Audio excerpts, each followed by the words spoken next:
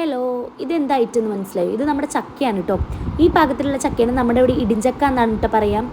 ഇതിന് സാധാരണ നമ്മൾ ഉപ്പേരിയാണ് വെക്കാറ്. ഞാനിന്നൊരു വെറൈറ്റിക്ക് വേണ്ടി വറക്കാൻ പോവാണ് കേട്ടോ. ഇതെൻ്റെ റെസിപ്പിയൊന്നുമല്ല, എൻ്റെ ചേച്ചി, എൻ്റെ വല്യമ്മയുടെ മോള് സിന്ധുവച്ചി എനിക്ക് പറഞ്ഞു തന്ന റെസിപ്പിയാണ്. അവൾ തന്ന ചക്കയാണ്. അപ്പോൾ അവളെ സ്മരിച്ചുകൊണ്ട് തന്നെ നമുക്ക് പരിപാടി തുടങ്ങാം. അതിനായിട്ട് ഇത് മസാല തേക്കാൻ വേണ്ടിയിട്ട് ഞാൻ നമ്മുടെ നോർമൽ ചിക്കന് ഒക്കെ മസാല തേക്കുന്ന ആ ഒരു പൊടികളൊക്കെ തന്നെയാണ് എടുത്തിട്ടുള്ളത്. ആദ്യം മുളക് പൊടി ഇട്ട് കൊടുക്കുന്നുണ്ട്, പിന്നെ മഞ്ഞൾപ്പൊടി, പിന്നെ മല്ലിപ്പൊടി അല്ല കേട്ടോ, ചിക്കൻ മസാലപ്പൊടി, ഗരം മസാലപ്പൊടി, ഉപ്പ്. പിന്നെ ഈ പൊടികളൊക്കെ ഞാൻ ഇടുന്നത് എൻ്റെ ഒരു കൈക്കണക്കിനാണ് കേട്ടോ.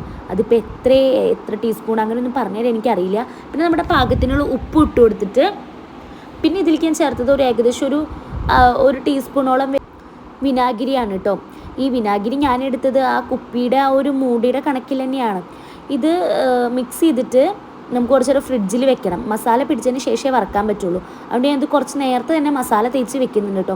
എപ്പോഴും നമുക്ക് ഈ ചക്കയൊക്കെ കിട്ടി നമ്മൾ ഉപ്പേരിയിൽ വെക്കുക, പ്രത്യേകിച്ച് ഈ ചക്ക സീസണിൽ ഇങ്ങനത്തെയൊക്കെ ഒരുപാട് നമുക്ക് കിട്ടുമല്ലോ.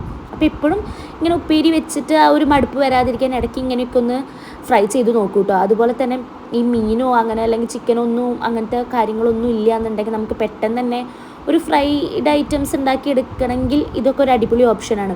പിന്നെ ഞാൻ അതിലേക്ക് അവസാനം ഇത്തിരി കുരുമുളക് പൊടിയും കൂടി ചേർത്ത് കൊടുക്കുന്നുണ്ട്.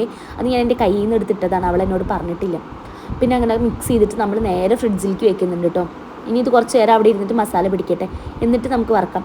ഏകദേശം ഒരു മണിക്കൂർ കഴിഞ്ഞ് ഞാൻ വന്ന് നോക്കിയപ്പോൾ നന്നായി മസാലയൊക്കെ പിടിച്ചിട്ടുണ്ട്. ഇനി നമുക്ക് ഇവനെ പൊരിച്ചെടുക്കാം. അപ്പോൾ അതിനായിട്ട് ഞാനൊരു പാൻ എടുത്ത് അടുപ്പത്ത് വെച്ചിട്ട് അത് ചൂടായതിന് ശേഷം അതിലേക്ക് വെളിച്ചെണ്ണയാണ് കേട്ടോ ഒഴിച്ച് കൊടുക്കുന്നത്.